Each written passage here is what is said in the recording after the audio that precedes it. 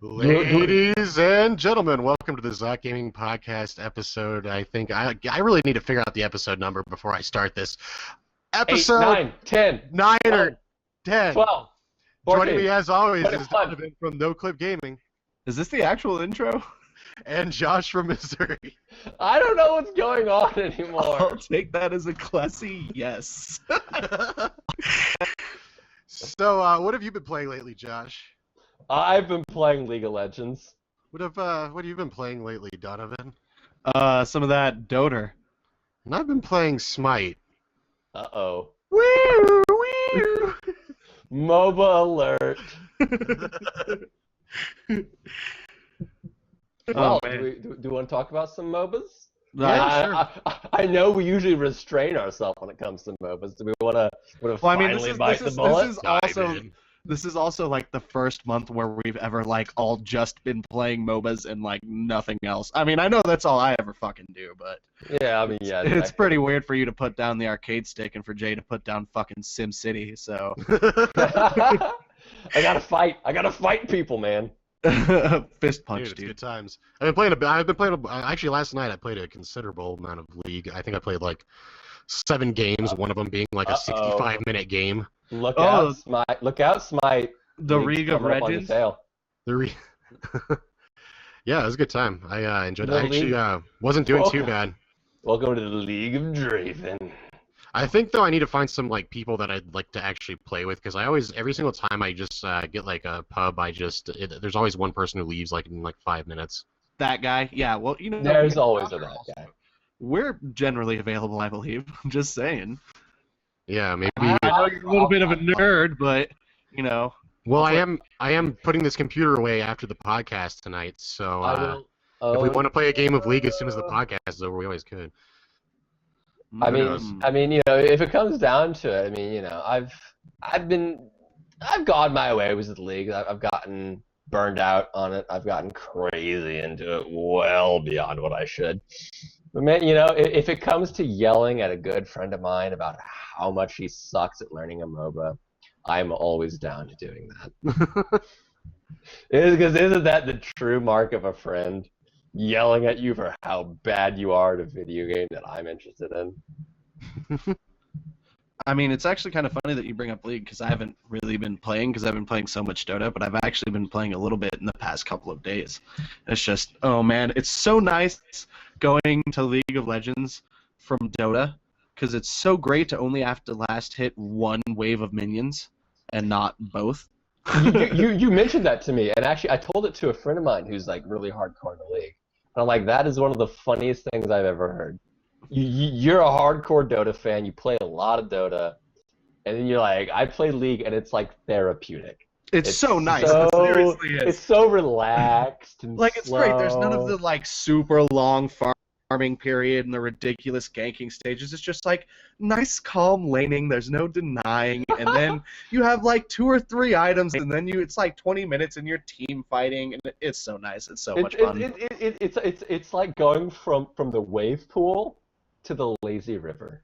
Oh, it's great. The wave pool, you're like, oh! See, I hate it. I hate it so much. People are always like, Donovan, which one's better, Dota or League? Dota or League? And that's such a bullshit question to me. It is. Because I agree. I know that it's they're both MOBAs. They're both very core mechanics that are identical in both. But it's sort of like, and I don't know if I even have used this analogy on here before, but I think it's the perfect example. It's like Deadpool and Deathstroke. And Jay, you should understand that. Because, that's good. I like that. Deadpool is like, he was a blatant, satire of Deathstroke. Same kind of costume, same kind of powers, same kind of backstory, all that jazz. But beyond that, there's nothing similar about them. Not the way they talk, not the way they act. Deadpool just takes the piss out of everything, and Deathstroke is all, oh, I'm an assassin, I'm super serious, I'm gonna kill you, dude. I'm Slade, what's up, Teen Titans? But yeah, like... it does, it's the same core mechanics, but it appeals to 2 totally different audiences. League is, I hesitate to use the word easy, because no MOBA is easy to get into if you have no MOBA background. True fucking fact. League is easier to get into than any other MOBA I've ever played. Smite was super easy to play. Ease you into it. Smite's a hybrid, though. I mean, Smite it takes what MOBAs do and takes it to a different level. It is still a MOBA at heart, but it's a little different. League is still that same Defense of the Ancients Warcraft 3 map. It's isometric view. Yeah, it's still the exact same thing, just done a little easier. And it is, I'm more of a diehard League fan than I am a Dota fan. Mm-hmm. I just think it's easier. And I agree, a lot of Dota players are like, oh, you play League of Legends?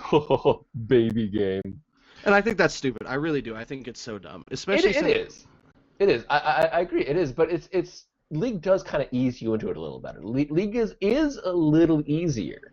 But it's the same way, like, you can take any first-person shooter, and whether or not you have to quick switch to get, half a second off your reload time, or do all these little tiny nuances to just get a tiny little edge.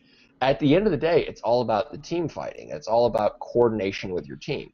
Exactly. And honestly, I think that's part of the reason I really enjoy League of Legends so much, because that's my favorite part about Dota is the team fighting. And I like the team fighting because it's really coordinated, it's high pace, and it's visually stimulating too. But League of Legends, it's all about the team fight. And I don't think that's a bad thing. Just because there's none of that stagnant farming and horrifically difficult lane control you have to learn to do, it's a game that's designed to be played.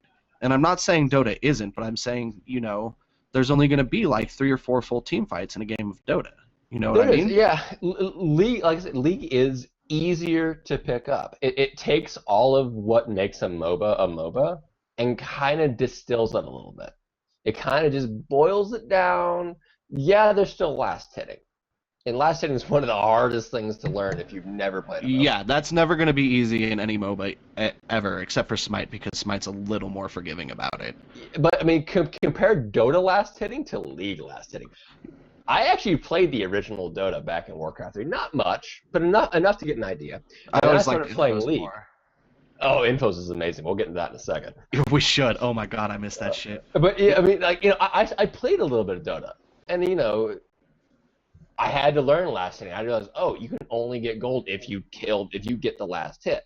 That was before last hitting was a term. It was just you get the last hit. That's just what happened. And I figured that out, and then everything else was just like completely impenetrable back in Warcraft. They did it. But then League comes out, and the minions attack relatively slow, and they do a very predictable amount of damage, and you know how much damage you do. The only thing that's difficult in League is learn how much damage your champion does in auto attack, and learn your champion's auto attack animation.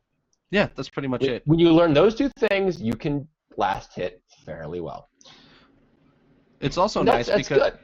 Well, I think it's also worth noting, and this is super important because it's something that people who have only played League of Legends or Smite would understand, is like Dota, it all comes back to this whole denying concept.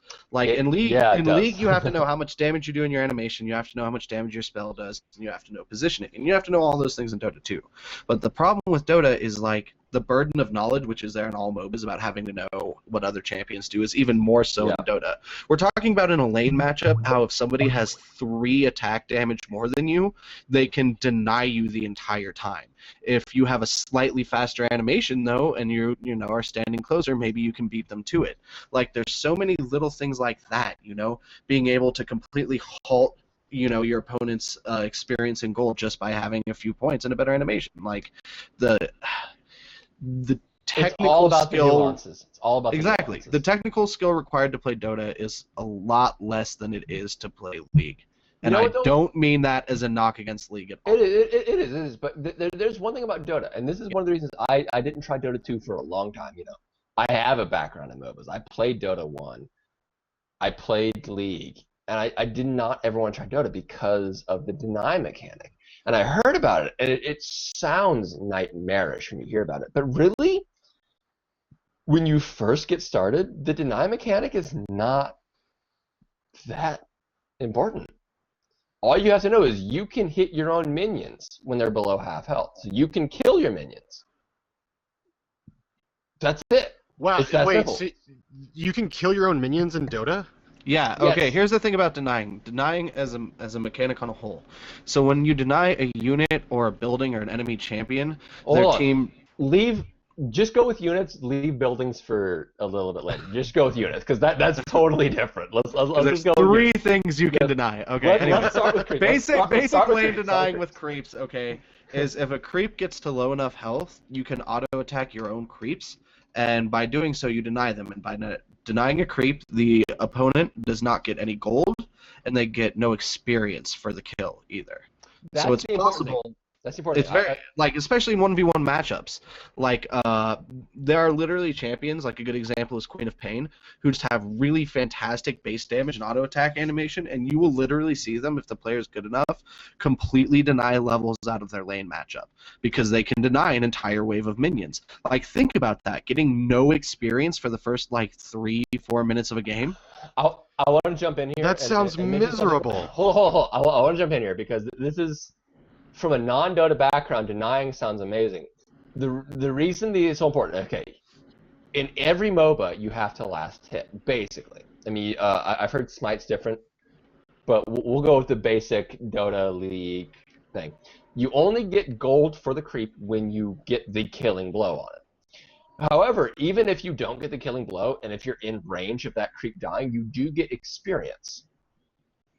What denying does in Dota is not only denies you from being able to get the last hit, it also takes away that radius of EXP that you can get. It also has a lot to do why with it's lane flow too. It's generally, your opponent's not going to be as aggressive towards you if you're close to your tower. They're not going to necessarily try to dive you and kill you if that threat of a building's there. Yeah. So being able to deny your minions so that their lane pushes towards your tower is super important, especially when you factor in concepts that are exclusive to Dota, like stacking and pulling, where you'll aggro a neutral monster camp, pull it out of the camp when it's spawning, and pull it into the minion wave, so the minion wave draws aggro to the neutral camp, and then enters the neutral camp and fights it. Because what happens there is not only is the jungle camp where all the experience is going, so their lane isn't getting it at all, but also it makes it so that their lane is pushing, because that entire lane of minions is never getting to lane. That whole wave is just gone. There is a similar concept in League. Whenever you're doing this, it's a similar thing. You want to watch how your lane is pushing.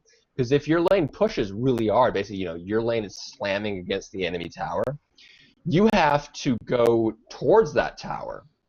So if you hit the enemy champion, you get tower aggro, you get shot, and that hurts.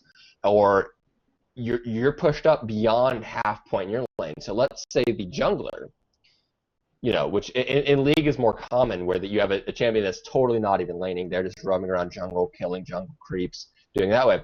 A total unknown fifth character, you don't know where they are. So let's say you're pushed up to the enemy tower, and you're trying to attack them there.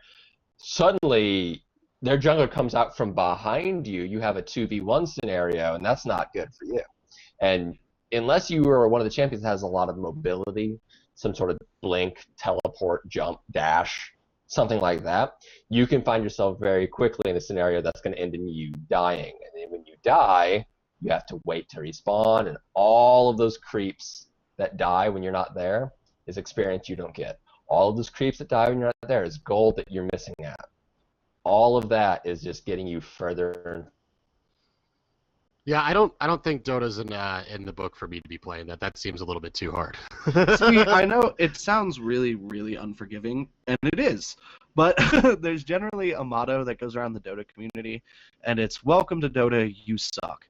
And the things you have to consider about the whole "Welcome to Dota, you suck" thing is everyone is pretty much accepted that you're not going to be the best learning. And the other thing you have to realize is, because of the amount of work that you put into learning the game and the amount of difficulty that goes into an average game, and it does get easier, it does. I'd say overall the experience you get out of a single game of Dota versus any other MOBA is going to be a lot more gratifying. At least that's what I've found, and that's what a lot of the people I know who play Dota have found. I actually have to agree. I've played. I started with Dota 1, played a little bit, back in the Warcraft 3 era. learned enough to learn that I didn't really want to play it anymore. I mean, the Dota 1 era in Warcraft 3 was incredibly elitist. I mean, it was so bad. Yeah, if you think about how toxic the League community is nowadays, in all seriousness, it doesn't even compare to like the Dota All Stars Warcraft 3 community. Nothing. It's like, oh, a new hero's out. You haven't played him. Get the fuck out. Seriously, you haven't left. This player's left the game. Like. If you don't know exactly what every hero does and exactly how they work and exactly how to lane deny and exactly how to deny and exactly how to creep, you don't know shit. Don't join our game. There were literally tons and tons of games. Dota, no noobs. Dota, pros only. Like that. That's just what they were called. That was literally the name of the game. Dota, pros only. So like trying to find a game. If you're like, hey, what's this Dota thing? I keep hearing about it. I want to try it. Trying to find a game where you're actually able to learn and be bad, because you're going to be bad when you first try. Everybody's going to be bad. Was incredibly difficult. And that's kind of what started that whole community of that toxic, fuck you. If you don't know exactly what you're doing and how to be a pro, you can just eat a dick. You're going to get flamed. Get the fuck out, noob lord. You're basically just going to get flamed until you rage quit or you just start feeding on purpose. Sounds about right. And it's terrible. It's terrible. But Dota was difficult. Yeah. It was a very difficult game. So one person on your team of 5 people, one person not doing well, literally could equal demise. You could just easily lose. So it's hard to juggle. I want more people into this game because I want more games and I want better competition. But I don't want somebody new on my team because they're terrible and I don't want to teach them. That's what makes me feel good is in Dota 2, I get commendations, which are like honor in League, right? All the time for just being helpful. People are like, hey, man, I've never played this hero. How do I play him? And I'm like, oh, max this and try this item. And they're like, oh, my God, you're not flaming me. You're the nicest guy ever. And I'm like, really?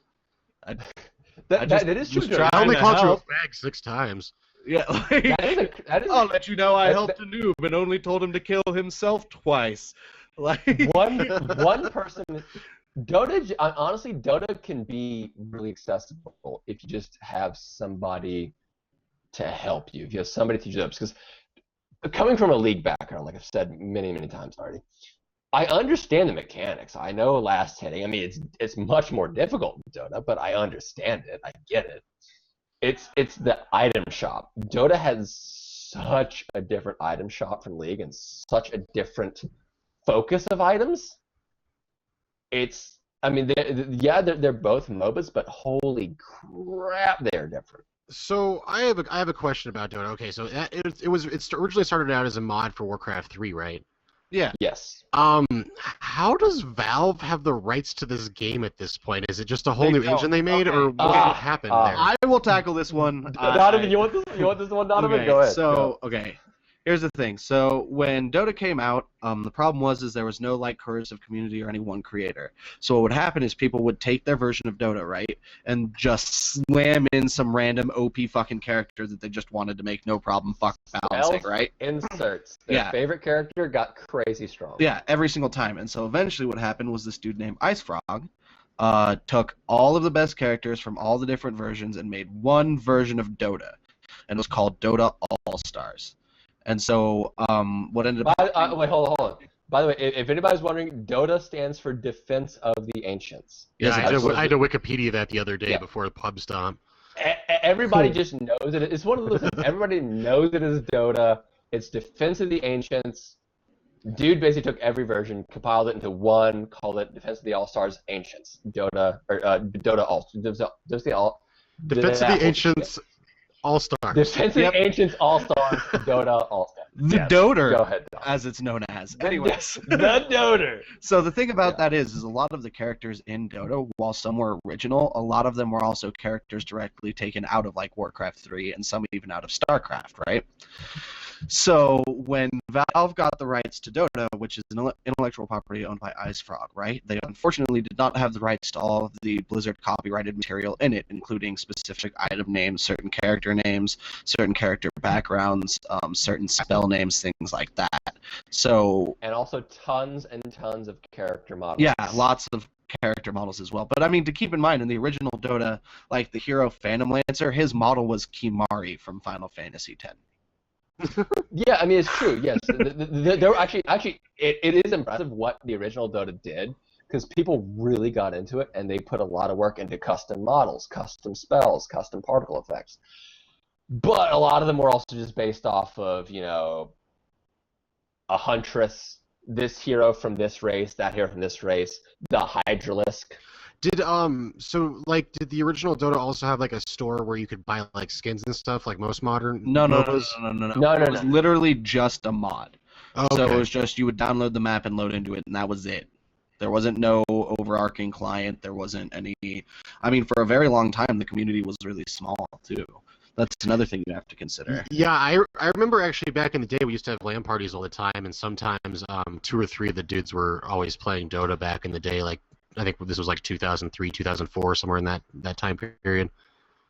That's really when it got popular, and the reason it got popular is I mean it was a mod, so this is in the times when you had your Footman Wars, so you basically have a fountain that just constantly spawned tons and tons and tons and tons and tons of things, and you just go all in, attack somebody, and then as you get more kills, your units would upgrade, and you keep going. This is in the time when there's tower defenses.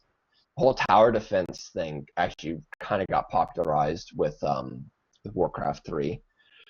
Warcraft 3 is one of the first games that their editing engine gave people enough freedom to really make unique game types within the game. It was still RTS. There was a lot of cool maps. There's a lot of. I mean, I remember playing back in StarCraft 1. I played custom maps all the time. All those RPG maps, Elements RPG, tons in Final Fantasy RPGs. There was huge amounts, and all it was just custom scripts of how these things work and using hero units and specific stats. But then Warcraft 3 took it a step further. Their heroes were different from anything in StarCraft. The heroes had strength, agility, intelligence, which turned into raw stats depending on what kind of a hero they were. And then they had their specific abilities, and you could rank them up as the hero leveled, and the hero could level. No offense, Josh, but I feel like you're really underplaying this. Like, the concept of a fucking hero unit was huge. It's what sold copies of Warcraft 3. No other RTS had ever had anything like that. It was actually the reason I didn't like Warcraft 3, to be honest with you guys. I didn't mean to underplay it, because, I mean, StarCraft did have hero units. Remember when you did those maps? Where you mean like Jim Raynor, and he had it's just a vulture with like 20 extra damage. Like, he had Jim Raynor. Yeah, he had that little white border though. That was a hero unit. That's what a hero unit was. And yes, it started like that, but it eventually turned into what Warcraft 3 created out of heroes. I mean, it's the same company. It's still Blizzard. They learned what they did from StarCraft and turned it to Warcraft 3. And it became this amazingly in-depth thing, and you could customize whatever you wanted. I mean, Blizzard has always been known for making really good map builders. They're map editors. You could do custom scripts, custom unit types, custom stats, all sorts of stuff. They're always really well known for that.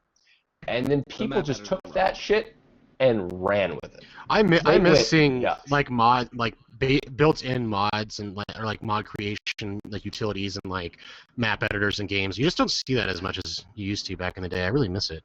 You don't. That's true. I mean, I think that the most recent would be like Fallout with the Gek. Yeah, with the Gek. That's true. That's the last major one I remember.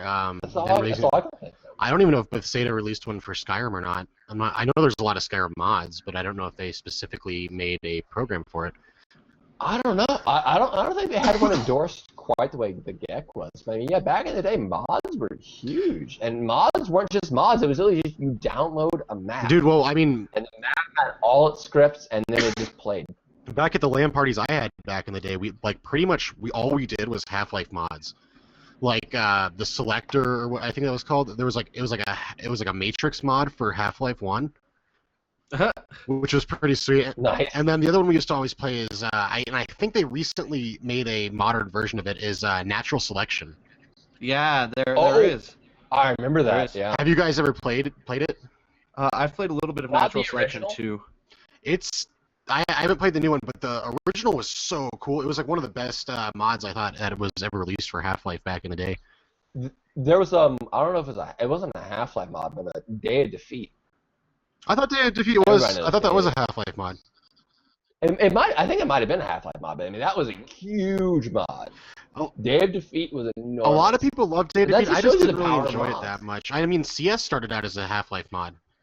Yeah, it did. Yeah, that's what it was. Yeah, Counter-Strike was a Half-Life mod, and then that became more shit. Day of Defeat was a Counter-Strike mod. Team Fortress 1 was also a Half-Life mod. Hell yeah, it was. Team Fortress 1 was a Half-Life mod. And I still play Team Fortress 2 to this day. Love that game. So the internationals ended 2 days ago, 1 day ago? Whoa! Yeah, the internationals. Yeah, that was 2 days ago. So that was a roller coaster. Me and Donovan actually went to one of the Pub Stomp events. Pub Stomp, USA. down in Denver. What do you guys want to explain what the Pub Stomps were? Oh my god, okay, so... Drunk nerds. Yeah, drunk nerds. That's a pretty good cliff notes of it. What Valve did was a bunch of bars, like, around the world and in the US, places like that, you know? They teamed up with bars to do, like, a live stream direct event with, like, Valve prizes and stuff for people who were going. So that people who weren't actually able to make it to the event had a way to see it live without having to just sit in their home and interact with other people. Yeah, I noticed the fight going on in the background. But yeah, overall the event was really cool. Really well coordinated. Like the prizes they had were like custom pint glasses with Dota emblems. That poster was dope. Yeah, they had couriers. It like sounded that one. Incredibly. It sounded. Oh yeah. Donovan's got a custom. I mean, it sounded incredibly. Basically, yeah, they went to different bars, and their different bars could sign up for it. I don't know which way it went. And they would televise Dota 2, much like you would televise the Super Bowl or something. Yeah, they had they would 3 big screens that there shit. that were showing it. And they had it set up probably through Twitch TV. Yeah, they were running through Twitch and through their webpage. Actually, the feed got cut a lot of times. Well, you also have to realize, just within the client itself, I mean, during the grand finals, which is mostly what I watched, I think there was like 160,000 viewers just within the client, and then when you go to Twitch, it had almost. It was like almost 300,000 when it started, and then went up to almost 400,000 just on Twitch. So you probably had over 500,000 people tuning in. Yeah, I mean the bar we were at was packed too, like packed. Yeah, like pretty much every seat was taken, at least in the Dota viewing area, and then there was like the outdoor area where no one knew what the fuck was going on the inside. They're watching video games and them their TVs and cheering like it's football. Like... my favorite thing about what I heard about the Pub Stomp, my favorite thing, and I really wish I could have gone to one, is because Valve sent swag. Yeah, dude. Like besides the mugs and the inflatable, right? I totally forgot to mention this too. The guy who did the art for the shopkeeper lithograph poster did 115 that he signed, and they were mailed out as prizes. And my roommate actually won one of them in the raffle. Oh, nice. So there's like pint glasses and couriers and inflatable axes and limited edition posters. You got legitimate swag. Yeah, like actual Valve swag. From watching a video game being streamed. Yep, with a bunch of drunk nerds. Seriously, drunk nerds, what's better than that? Seriously, like saying it was like a Super Bowl party, it literally was exactly like that. Without a doubt. What are you doing? Why is that barrel in there? go Oh get man, him. I was watching the internationals with my friend who's really into Dota too, and holy shit, I don't even play Dota. Like I played a little bit, but I'm not super into Dota. I was watching this shit and I was going nuts. Like there was just you could hear in the background, you could hear the crowd just having not even headphones on. You could just have your speakers on, just watching it. You could hear just people stomping the ground and doing, do Navi. Navi. Yeah, And you have people chanting. There was a group of really drunk Asians, I think, that Donovan was telling me about Oh before I man, got it there. was so funny. There was seriously like a group of 4 or 5 of them that because the first match before the finals was Navi versus Orange to see who got into the finals. I heard that was amazing. Yeah, those matches were good too. But like literally, these guys were like, "Oh, Orange #1, Navi's so bad." Like seriously, it was like a bad Simpsons cartoon. And then like Navi just turns around and just ends up face rolling them, and they just seriously just stood up and left. No words, just bounced.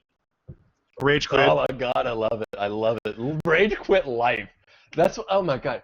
The fucking I was watching the internationals, and when I think it was game 4, Alliance picked it was Alliance was I think it was Alliance picked Ogre Magi. Ogre Mage. That was Alliance, I believe. I think it was Alliance that picked it, but they picked Ogre Mage, which had basically, in this entire tournament, which is an enormous tournament, basically, if you had a good Dota team, I mean good, like professional good, you were in this tournament. This was the big one. This was your Super Bowl. They picked Ogre Magi, which had, I think, never been picked in the tournament. He hasn't really been played competitively at all since he's been played in Dota 2. Went insane. Fuck yeah, they did. There was those 2 dudes who were. I remember one time I went up to go to the bathroom. It was in between, game 1 and game 2 or something like that. And I sat back down, and there was these 2 dudes getting interviewed. So, both teams are kind of taking a breather, getting some water, doing whatever they do. And it was like these 2 dudes, they had like face paint on and these like costumes on, and I was like, I can tell that they're in costume. I can tell, but I couldn't tell what they were supposed to be. I don't know Dota that well though.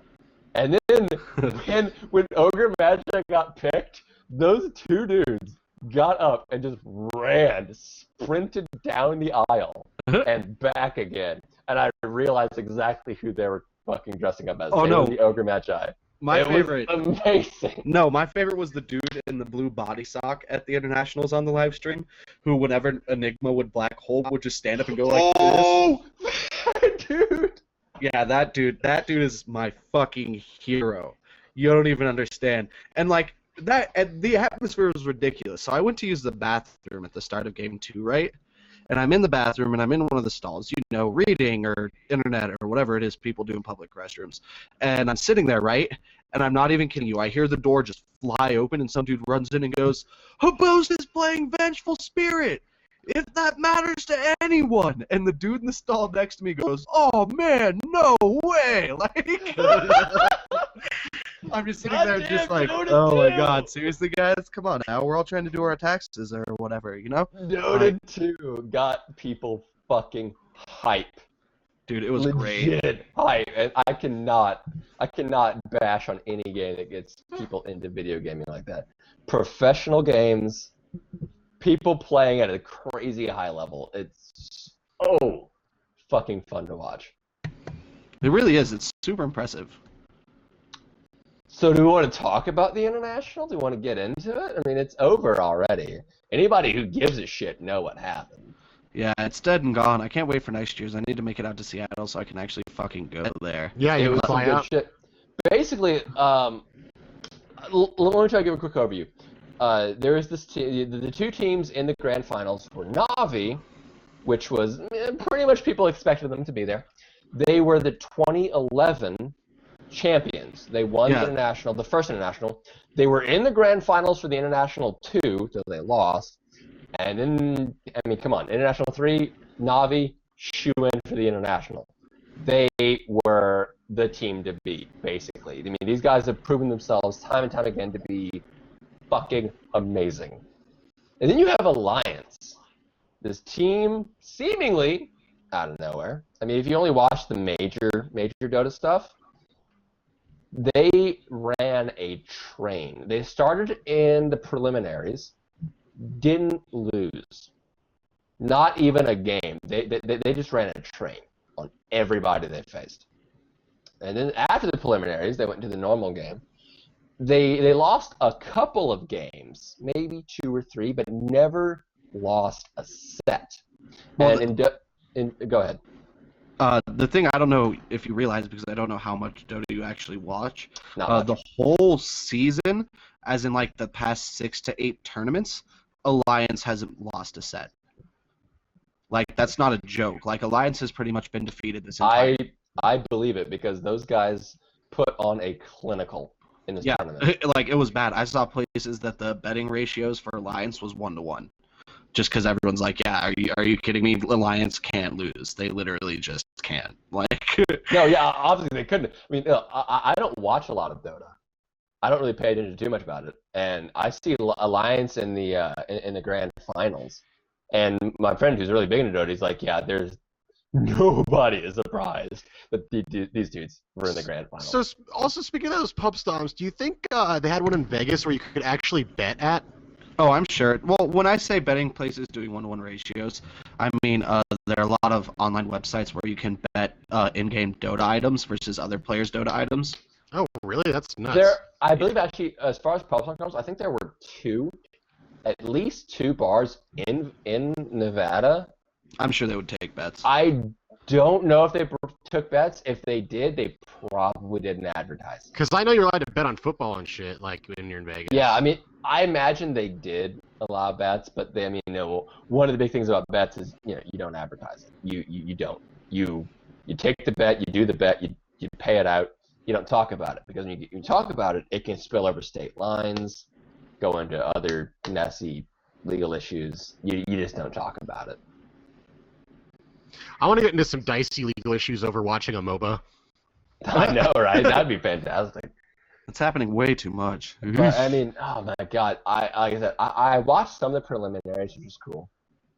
I'm not huge into Dota 2. I'm more into League, and then I did make sure I watched the grand finals. I mean, come on, it's the International 3. It had a 2.9 million prize pool. Yeah, it was pretty ridiculous. If you are a gaming fan, if you watch professional games, I don't care if you want to watch fighting games, first-person shooters, MOBAs, it doesn't matter. This was the big one. I mean, the money on the line was absolutely insane. Yeah, I wouldn't mind like a mil for playing a game. I think first place payout I think was 1.3 million, and second place was 600,000. Yep, third place was 250. Which, I mean, it's still a lot of money, but a ridiculous amount of money. Which still, I mean, the difference between first and second place, 1.3 million compared to 600,000. It's still a shitload of money, but that's a big ass difference. So these guys had something to fight for. They were fighting each other. They wanted to win. Yeah, they did. I mean, there was so much money on the line, and like both of the teams had so much reputation at stake. Because Navi pretty much face rolled the internationals one more or less, and then they've been in the grand finals every year. There's been an international, but during the main season, Navi wasn't really playing the best, and they had like roster changes and things like that. So to see Navi get knocked out versus Alliance in the upper bracket, they played Alliance and lost, but then to just go into the lower bracket and pretty much just go through no problem. Like, admittingly, yeah, Orange was a little bit sketch, and Navi actually has an all-time series record versus Orange this season of 7 losses to 3 wins. But they were still able to beat Orange, and then to just play Alliance again and still take 2 games out of them. I mean, at the bar, pretty much everybody was cheering for Navi. There was maybe like 4 people cheering for Alliance. Yeah, I mean, Navi was the underdogs by way of not being the underdogs. I mean, they were always in the grand finals. They've always been there. They are one of the best Dota teams, period. And then Alliance comes out. And the thing about Alliance, though, is Alliance didn't do shenanigans. Alliance just basically played a straight game of Dota. And one that's really traditional for them too. Alliance is really known a lot for playing a lot of Wisp in competitive play. When Wisp got added to the client, they're the ones who pretty much started playing Wisp Chaos Knight in competitive play. Oh, Wisp CK, holy crap. Yeah, if you want to talk about a fucking classic combo right there. That actually, that does one of my favorite things about the International. Even if you don't know much about Dota, they had all these little stats that would pop Those up stats on were screen. so awesome too. Oh my god. It was so great, and one of my favorites was you saw Wisp on one team and Chaos Knight on the other because the other team basically hate picked it. They couldn't ban him, so they picked him. And what it was is they said Chaos Knight Wisp, that combination of champions, has a 65% win rate competitively over every tournament that's been televised or been streamed. And then by themselves, they only have like a 30% win rate. I think my favorite stat was during the internationals, any time that Razor was played against Obsidian Destroyer, he had a 100% win rate for the tournament. Every game, Razor beat Obsidian Destroyer. See that? I mean, Razor's a good counter to OD. Debatable. See, I don't honestly know if the thing that I have wait. You mean Outworld Destroyer? Yeah. Oh, Outworld Devourer. Outworld Devourer. Obsidian Destroyer is totally copyrighted and one of the changed names. But yes, Outworld Devourer. Outworld Devourer. Yes. I don't know if Static Link takes the true damage out of OD. Because if I would have never guessed that, to be honest, because Outward Devourer always seemed to me like a hero that was really good against other mages because he had all that mana burn. Yeah, it's pretty strong. And yet, apparently, Razor's really strong against him. Yeah, it's pretty surprising. I think it honestly came down to, like, it's just Static Link being so good. There's no way around it. Static Link is just such a good spell. I mean, I actually really enjoyed the grand finals because you didn't have normal games, and I love that fact. And, when it comes to League, a lot of times the grand finals are just going to be standard team comp versus standard team comp with your standard bans and who wins from there. I mean, it's interesting because you have standard versus standard, so it's who plays better. But in Dota, what does standard mean in Dota? There's so many viable options. There's so many ways you can play it. Even just with Wisp, who is admittedly probably the most broken hero in Dota. I don't know if I'd go that far, but he definitely has. There's so much ridiculous shit. With Wisp, usually you see Wisp on the off lane. He's playing support, because his strength comes from being able to be near another hero. He can give him a lot of strength. And yet, in one of those games, we saw Wisp solo mid. Yeah, Dendy played solo mid Wisp. That? I actually did pretty good too. He didn't That's Dendy. He did. I mean, yeah, you can say Dendy. Dendy's one of the greatest solo mid players in Dota too. He can make some of the weirdest things happen. He's the only dude that I'm aware of that plays Pudge. Yep, that's his in competitive Dota.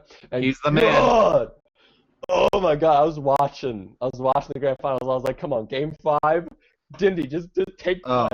Just go Pudge. Man, if he would have. Oh my God! I mean, even then, even without all that crazy shit that could have happened, those were still some crazy games. Yeah, I mean, all in all, the series was so good. I love the pub stomping. Honestly, it's going to be nice. I might actually play some non-MOBA games this week, though not likely. Gotta get that Dota fix. I'm going to be probably departing from MOBAs at least for a little while I'm moving shit for the next couple days. This is actually, by the way, the last time anyone's going to see this background during the podcast because I will no longer be living here after this week. No. Yeah, he's going to be living in there. That door right there. It's not true. It's not true. I need your creepy rave dungeon. Eddie's never going to leave. I need your weird dungeon. That'll be an even weirder dungeon. Yeah, way more dungeony than what he has right now. My place is a little homey right now compared to the dungeon that I'm about to move into. I'm all in. I'm all in on that then. So some pretty big news broke. I think it was Monday morning. I want to say, in an Ask Me Anything with Microsoft, they said that the Xbox One will be removing its necessary its requiredness for the Kinect in order for it to function. You linked me to that, and I think it's Thank interesting. fucking God. That's all I'm saying. Well, hold on. Don't get too excited yet, because they said it doesn't require Kinect to run. It'll still come initially packaged with it, but I think they're planning to remove it, though. Yeah, they didn't say anything about offering a Kinect-less bundle. Yeah, but they're I'm just bound to within the year. That's all I'm saying is that what matters to me and what was dependent on me getting an Xbox One was not having my Xbox watch me. So I agree. I do agree. I mean, I'm the dude out of all this that was defending the Xbox, and I had nothing to say about the Kinect. I mean, I can't defend that. It's a terrible idea. Fuck I mean, yeah, it is. It's a great camera. It is a great little peripheral. Don't force it. I mean, it's way too expensive. It doesn't do enough. And people in our generation that want to play games don't want bullshit motion controls. We Honestly, want buttons. I wouldn't mind the ability to change channels with my voice, just because I lose the remote sometimes. I mean, it's nice, but is that going to be the deciding factor? It's not $100 nice though. Yeah, no, but exactly. Is that the deciding factor? I don't think it is. Forza 5 is. I mean, my thing. I mean, I'm going to catch huge flame from this. I know I'm going to catch huge flame. I actually kind of wish that Microsoft stuck to their guns and kept the 24-hour check. Well, I mean, we've said it before. Both of us really wanted to see where the family sharing was going to take us. That family share plan, and that it existed entirely on the basis of the platform they were building. You know, that 24-hour connect, everything checks in. All of that was on the same platform, and it created a stable platform that developers could count on. Getting rid of that, developers can't count on anything. They have to create a platform, which is just a lot of development dollars down the drain, in most cases. Unless you're the next Call of Duty or the next Halo. Gonna be buying that next Call of Duty too. Can't wait. Oh, it's not coming. The family share plan, like the entire idea of the family share plan, literally sold me on the console. That was so amazing. That was so good. I actually kept looking for bad things about it because I just didn't believe it. And I never heard a bad thing about it until they removed the DRM and said, we can't offer this anymore. But see, I think that's bullshit because a DRM is like a base component of any digital download game that you would be getting. So, like, if you're going to have it installed on any digital download game to begin with, why not offer a family share plan on digital downloads since it already has DRM built into it? Yeah, it would have been nice if they had kept it. It's true.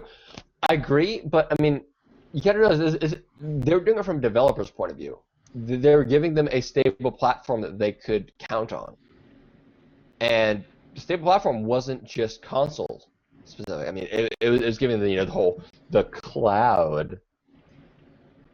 And without the cloud and without all that DRM nonsense and all this stuff, either it was going to be incredibly vulnerable to shenanigans. People saying, I'm just not going to allow my Xbox on the internet. I'm going to tie this game that I just bought to my Xbox, and I'm going to give it to a friend. He can tie it to his Xbox. Because they're not online, I can play the whole game for free.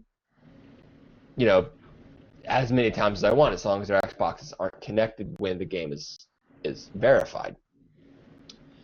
It is shitty. I mean, it is anti-piracy, and it is all these shitty fuck you consumer kind of things. But I felt that they minimized it as best they could to try to maximize the benefit to the end user. For the current design or for the previous design? For the previous design.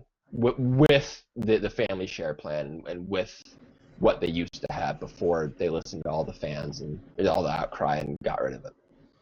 And I mean, basically with the outcry now, everything has been resolved. I think there's everything people hated at E3 and hated at the original press release seems to be gone now, other than the $100 more than the PS4.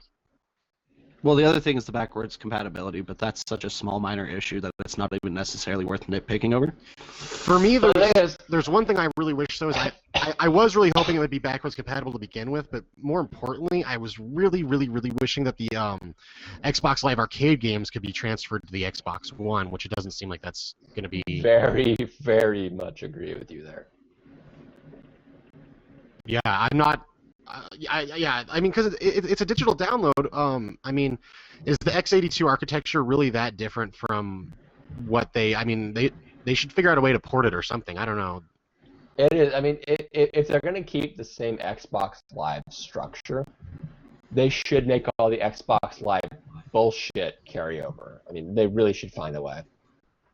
Yeah, I agree. That's one of the biggest problems with that for me. I mean, still for me right now, the Xbox One is my console that I'll probably be buying in the next 6 months. I can't even agree. I mean, I'm to this point, like, the PS4 didn't sell me on it.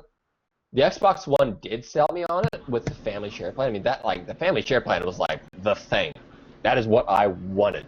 Me and like 2 other friends. Like, all of us looked at it, we were like, holy shit, this is exactly what we want. We want to be able to play with each other on a game that we can go all in on, we can split the cost of it, and we can all play it together. All sorts of shit that we could have done. We believed in that. We were like, you know what, 24-hour check-in? Yeah, it's a little annoying. What if my internet goes down? But that was the thing I was willing to subjugate myself to if it meant I could do the family share thing, because that was such an amazing service. And then they got rid of that, and now I'm just like, I don't think I care anymore. I just don't think there's a... It's just Xbox 360 2 now, because the PS4 is PS3 2. It's the same thing, just with slightly better hardware, and I don't care. Isn't that what, like, I mean, correct me if I'm wrong, and I'm sure Jay's gonna fucking flame me like shit right here. Oh, let's go. But isn't that kind of how consoles have worked generally, more or less? I mean, we're talking about for the last 25 years. Yeah, I mean, looking at like Nintendo Entertainment System to Super Nintendo Entertainment System to N64 to GameCube, like, I mean, isn't that generally how it fucking works? And from PS1 to PS2 to PS3. Yeah, you're like absolutely right. You are absolutely right. You are. But I don't know. The thing is, I think the thing is that just in the modern situation we're in with smartphones and the way technology's advanced, I think a lot of people were expecting something vastly different than what we've seen in the past. Yeah, which is kind of what the Ouya did, but they failed as fucking... Like, they were horrible at it. Well, let's just burn them right now while it's fun to do it. Well, I know. I absolutely do it. You know, Ouya tried.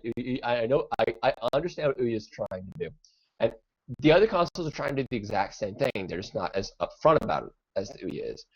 They're basically tiny computers, which in the previous generation, especially Xbox One, original Xbox. I can't call it Xbox One anymore, can I? Original Xbox. And Xbox early aughts flavor. Yeah, the Xbox, PlayStation, GameCube era. They were basically small, focus-oriented computers, and yet they tried to deny that fact.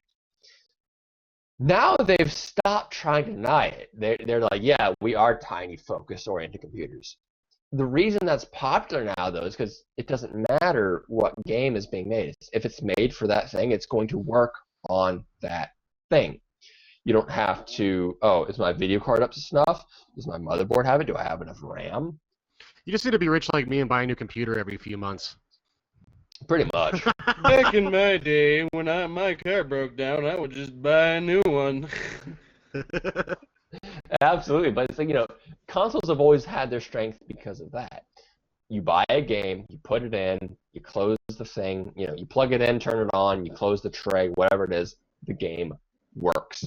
And it works the exact same for you the way it works for everybody else. That's always been the strength of consoles. Computers have much, you know, don't have an upper limit. You know, it's whatever you can do with the current technology. However much money you put into it. But you have to put the money into it to get that, and that's the problem. But I mean, See, that's not always the case. I mean, like, look at League of Legends. I mean, there are games that are optimized for lower-end computers, too. That is true, and but that's just now becoming popular. That's becoming popular in the last year and a half. This is fair. It's still I also think it should be new. mentioned just how low the price of entry for computer gaming is nowadays. I mean, I just bought a computer back in March for SimCity 2013, and I only paid like $650 for it, and it's like the fastest thing ever. Like, I run everything at Ultra. Yeah, dude, it's nice. Yeah, it is. It's funny. Computers are no longer a power user thing. You know, it used to be, you want to play PC gaming? I hope you can build a computer from the ground up. That's not true anymore. I usually do build my computer from ground up. I fucked up my last one. Thing got fried. I bought a computer, $700. I'm still using it. I bought it like 4 or 5 years ago. Still using it and playing things at pretty high quality. Oh yeah, I mean, I do all my videos on 4 years ago. I do all my videos on a 2009 MacBook. So Shit, 2009 is newer than my computer. And I'm still running shit. I got Skyrim. I'm running that thing at almost ultra high quality. I'm running that thing on high quality, and my computer is not trying very hard. did you ever It's upgrade your video fine. card, or is it just the video card it came with? Nope. Back then? It's the video card came. I mean, I bought it from a site that lets you build the computer itself. So you put part by part in it. But I had built my last, I don't know, 4 computers part by part, and plugged it all in. I just didn't feel like dealing with cable management, and they had an offer on free water cooling, so I was like, I'm gonna just do this. So fuck it, and it's worked. It's been great for me. This thing has done exactly what I want it to do. Yeah, I can't play, The Witcher 3 on ultra high settings. I don't really want it to. Donovan can. Yeah, I think he has the most ridiculous computer of all of us. It's like he has like 2 video cards or whatever. Yeah, I had that actually for a while. Fucked up because my OS couldn't do it. So basically, it was just double overclocking one video card by 2 times because I was an idiot. Yeah, my computer, I feel you on the whole, you just had somebody else do it, because my machine is a little ridiculous. I definitely kind of went overboard on it, but, I mean, it can run overboard means it's going to survive. Yeah, I mean, I'm not going to have to touch it for the next, 3-4 years, at all, to upgrade any parts. I have Maybe 2 video cards there. You could probably play a game that comes out in 2025 with that thing. Yeah, I mean, I've got 2 GTX 670s that are cross-fired, and when I was looking at it and I was looking at all the parts I wanted and things like that, I was like, here's the problem.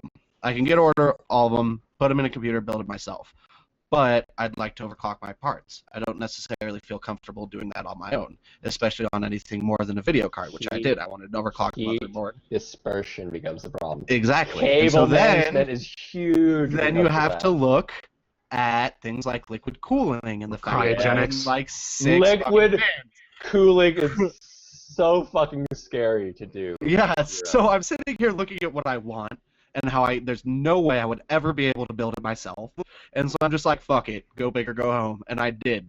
The funny thing is, the reason I bought the computer that I did, probably even underestimated. I probably built the last 6 computers I had, part by part, plugged it into a motherboard, took the motherboard, screwed it into a case, plugged every part into it, made sure it worked. Horrible cable management. I'm talking fucking zip ties, ugly, horrible, terrible things I did to these computers. So this one time, my computer fried because of an electrical storm and a shitty surge protector. I was like, I don't want to build it again. I don't want to put my computer together. I'm just going to go to this site and I'm going to buy the computer part by part. I'm going to tell them what I want, and they're going to put it in a case for me, and they're going to send me the completed thing. And they had free water cooling. Like, I could have gotten 220 millimeter fans for the exact same price I could have gotten water cooling. And I was like, this is professional work. You're goddamn right I'm going to get water cooling. Like, I'm not saying if you're going to build, a small gaming computer, by all means, build it yourself, do it cheaply, it'll be awesome, it'll kick ass. If you want really big, high-end shit, Pay me to do it. Ge- Just pay Jay to do it. It's generally safer to have somebody else do it. A lot of that stuff, because if you fuck it up, we're talking about like irreversible damage. Yeah. No, I'm actually pretty confident with that stuff because I'm A+ certified. Home theater computers, easy. Plug and play. Kind of keep your cords out of the way of the fans. You'll be fine. Gaming computers, you're going to have a little bit more power going into it. You're going to have a lot more heat. You're going to have a lot more heat to deal with. Maybe start putting cathodes in it and make it into a rave machine. Pretty much, yeah. That's when water cooling is not the easiest thing in the world to learn, especially when it's water cooling. You fuck up, it's water in your computer. That's dead. Whole machine. Don't care what you have. Whole machine's dead. So yeah, I mean, it's one of those things. I would like to learn how to do water cooling, but I'm not willing to sacrifice a $900 computer to do it. Did I ever tell you about the overclocking experiments we did back in high school? We got a tank of nitrous oxide and put it on a AMD 3200 plus. We OC'd it. We OC'd it from 3.2 gigahertz single core to a 7 gigahertz for about 10 minutes. Then it lit on fire, probably. No, well, that one survived actually. I had a survive. It actually survived. I had a GeForce. I think it was a GeForce 560 video card that I bought like this super pro heatsink for, and I OC'd just the ever living shit out of its memory and out of the fucking chip. And the heatsink was making contact with the memory or with the GPU, but not with the memory. And so I was playing Half-Life 2, and then my computer started shooting fire out of the side of it. I am the god of hellfire. Like hellfire. Oh man. I kept the video card because it is just burnt to shit. That's fantastic. Yeah, like what happened is the memory just started to fire and just. What was that, Josh? You probably would have done less damage to it by dousing it in gasoline and lighting it on fire and letting it burn out. That would have done less damage to it than what you did. I just stripped out the power cable. Nope. Done.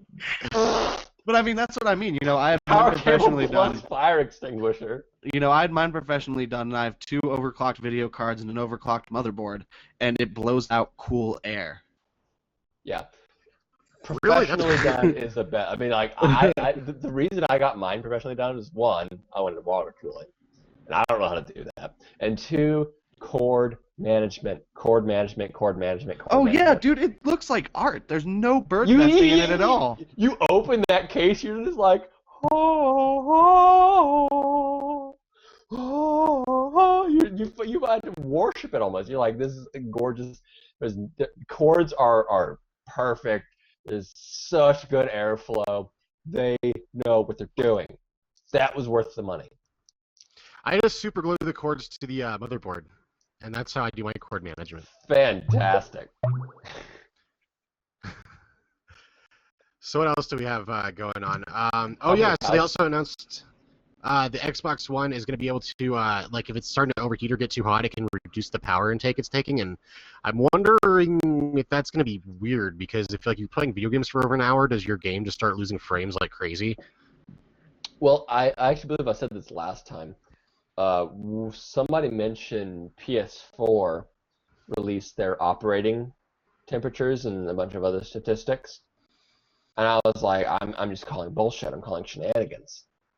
Because they're probably operating under laboratory conditions, nice and clean. Perfect settings. Yeah, cool. It's like, I want to see a PS4 doused in Cheeto dust and cat hair and just other dust and just miscellaneous mystery dust. Yeah, just stuck in the middle of an asbestos entertainment center next to your cable box and your VCR that you keep for no reason, and your DVD player and your Blu-ray player, all stacked on top of it. So you have shit airflow, you have tons of dust. I want to see that thing run for 12 hours and see what its operating temperature is. Probably the same. Probably the same. Also burst into flame. Sony, I'm sure would say it's the exact same, but I want to see that because before I see that, if I don't see that test, I'm sorry, I'm not going to believe you. I'm not. I don't care what you say your operating The infamous neckbeard heat stress test. Sounds like you need to start your own Consumer Reports page with the Cheeto dust test. The Neckbeard Institute. The neckbeard test. That's what I want to see. Everything crammed among all your other electronics that are just radiating the heat of the sun. Your external hard drive, your router, your PS3. Your second external hard drive just for hentai. No hairflow. Fuck airflow. We don't need airflow. I want cat hair everywhere. A little bit of shame. Fucking just wrap it up in a towel. Oh yeah. The shame is what keeps the cat hair clumped up nice and good. It's the clumping agent. It's the glue that keeps the cat hair together to fuck your console up. Oh man, brutal. So guys, hey guys. What's up? Salty Bet. Oh my god, I can't believe we forgot about it last time. Oh my god, yes. Oh, I hate myself because I was. You should literally hate yourself for that. That is like entirely your field. We were all so excited for it, and then you fucked it up. Donovan, you fucked it up. You're right. You're absolutely right. I did fuck it up, and I was going to talk about it, and I didn't. And it's awesome. So what is it? What is it? What's wrong with me? All right. SaltyBet. www.saltybet.com. Don't vote on Dragon Ball Z. SaltyBet.com. SaltyBet.com. Don't vote on the Z. It started as a pro fighting game tournament betting mechanism. You're not betting real money. It's all fake money. Imaginary money. It's imaginary money, but you know what? It gets you involved. You suddenly have an emotional connection to the game. It started with some fighting game tournaments and some other tournaments. I know they did StarCraft and MLG. They did some fighting game tournaments. They did some other ones. And when basically after Evo, and Evo was the big one that started talking about SaltyBet. Evo, the biggest fighting game tournament in the world, started talking about SaltyBet.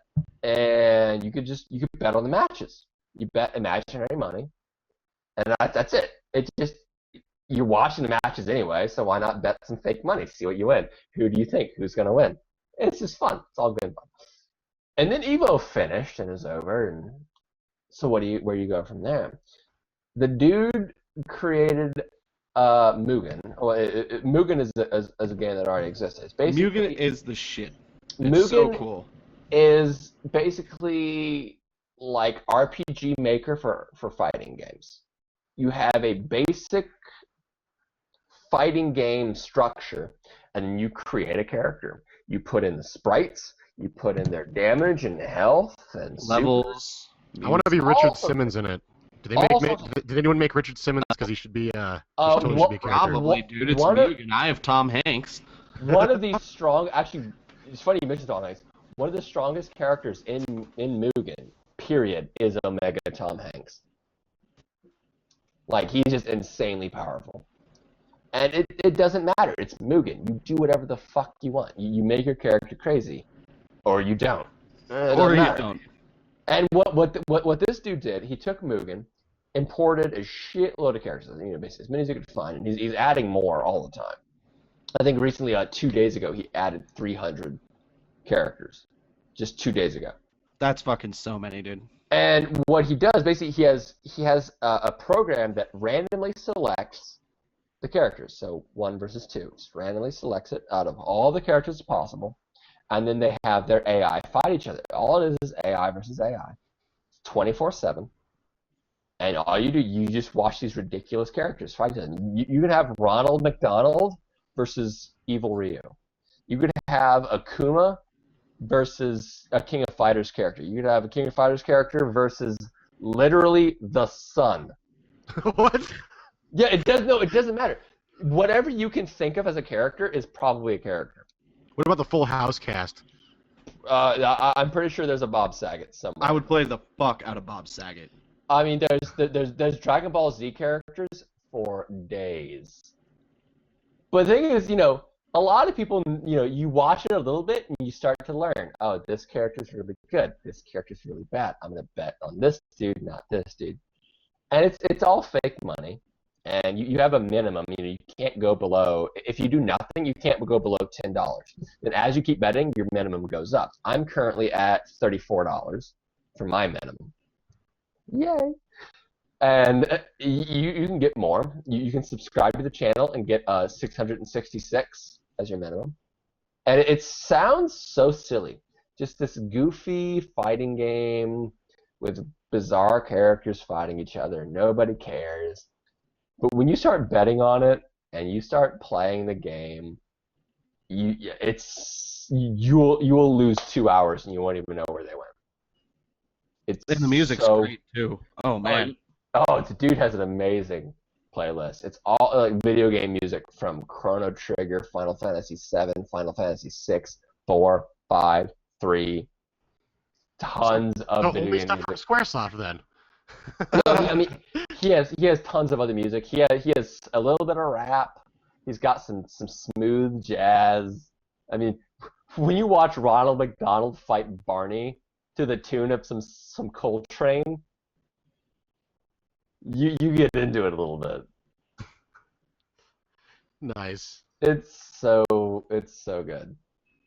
So I got a question for you guys. Okay. What is the best RPG on the Super Nintendo? Oh fuck me, on the Super Nintendo. Yep, we're going old school, and we're going with the best RPG arguably the best RPG console of all time. That is tough, dude. You do realize what you just did to us? You just put us on the spot. What do I say? Do I say Final Fantasy VI? Chrono Trigger.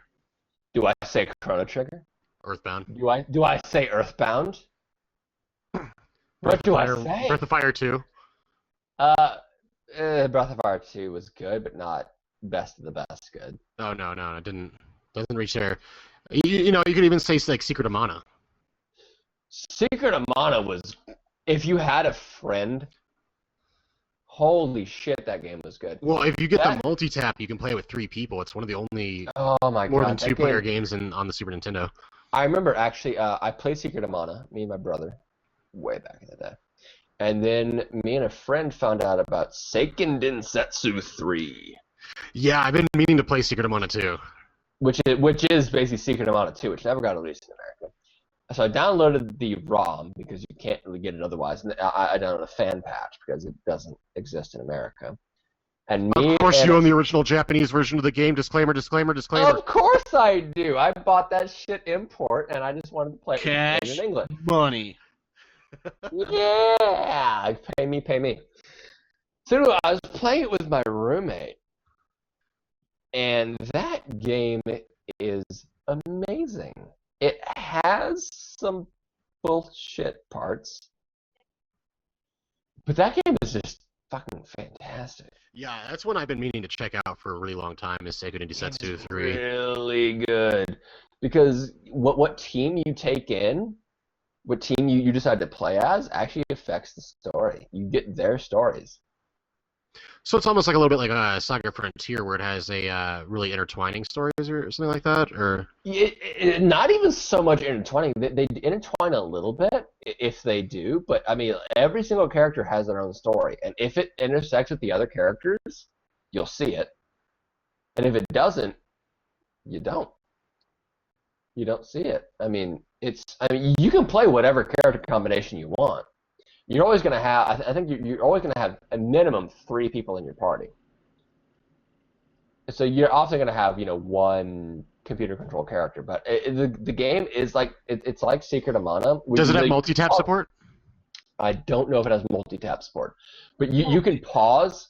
You can pause in the middle of combat and like issue commands, kind of like Knights of the Old Republic for the Xbox One. Or Dragon Age. Or Dragon Age, yeah, very similar. You can pause, switch to a character, issue commands, and switch back. Because it's very similar combat style to Secret of Mana, where it's kind of that action combat, except it brings a lot of RPG elements. It's another one worth mentioning too is Illusion of Gaia. Oh, that game was I bought that game blind when I was like 9. And I loved that game. It's not a bad game to buy blind. It was a good game. And I never even knew about Terra Enigma until like 3 years ago. Oh man, Terra Enigma. Never- I'm on the lookout for a repo card of that. I bought Illusion of Gaia in like fucking 1999. And I'd never heard of Terra Enigma until probably 2009. Yeah, probably the same here. I've been there's ROMs floating around, but I really want to play the repo card of it in English. Terra Enigma is fantastic. I've played the ROM. Have you? You played through it? Is it good? I didn't play through the whole thing. I played through some of it. It's long. It's proper RPG long. Like 60 to 100 hour. I don't know about that long, but like SNES RPG long, like Final Fantasy VI long. How long would you say Final Fantasy VI was? It was definitely longer than Chrono Trigger. I would say minimum, if you just go, if you're not speedrunning, just like normal playthrough minimum Final Fantasy VI, I would say 30 to 40 hours. Yeah, 40 seems fair. You could beat it. If you're not just going minimum, if you're actually playing it like just normally, going to do a bunch of side quests, but not all of them, I would probably easily give it 50 to 60. Yeah, I think I maxed out the time logged on my game. It was like 9999. Yeah, I mean, you can easily go over 100 hours in that game. There was so much. How long is Chrono Trigger if you play through all of these? I mean, you could do New Game Plus and beat the game probably within 30 minutes, but... Yeah, New Game Plus you can beat in about 20 minutes because of... Well, okay, hold on. That's a weird conversation with Chrono Trigger, because there's Yeah. a fuck ton of endings in Chrono Trigger, Yeah, so it really depends on New which Game one Plus. you're going to. Yeah, there's New Game 19 Plus is not endings. there. New Yeah, Game you Plus can is not literally, if you want to, it can be the first thing you do in the game. Literally. Yeah. You're at the Millennial Fair, and you take the other teleporter, and bam, you're fighting Lavos. If you beat Lavos, you win the game. So And yeah, that's supposed to be the best ending. According to the original player's guide for it, which I have, it said like the best ending is the one where you get to talk to all the game devs and stuff. It's my favorite. It's so cool. There's so much cool behind the scene contents there, and it's at like the end of the world too. That's like the map that they use for it. And if you remember which map that is in Chrono Trigger, it's the one that's just like the street lamp just floating at the end of time. Yeah, it's one street lamp, some like wrought iron fences, and a couple of different cobblestone. areas. Yeah, it's just a cobblestone sidewalk. It had what was the name? It started with a G. Gestalt, Yeah, something like that. something like that. Fantastic. Yeah, one of the three wise men or whatever. The only of the three wise men who survived. You know what? There was the fan translation of Chrono Trigger, who basically took the original script of the original Chrono Trigger and translated it pretty much literally.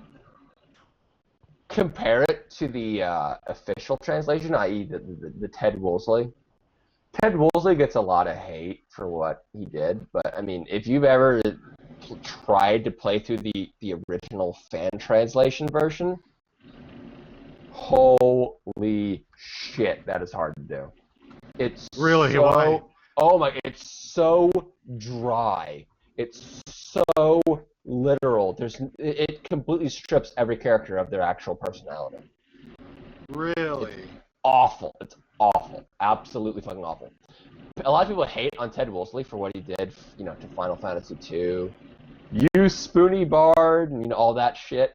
And Chrono Trigger. Chrono Trigger was a big one.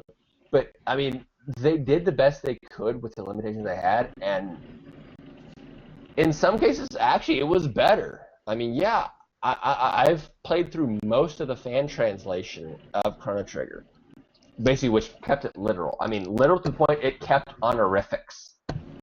I'm talking about Magus-sama. Really? That's funny. Which Which is funny because Magus was not his Japanese name. So they pick and chose their literal translation bullshit.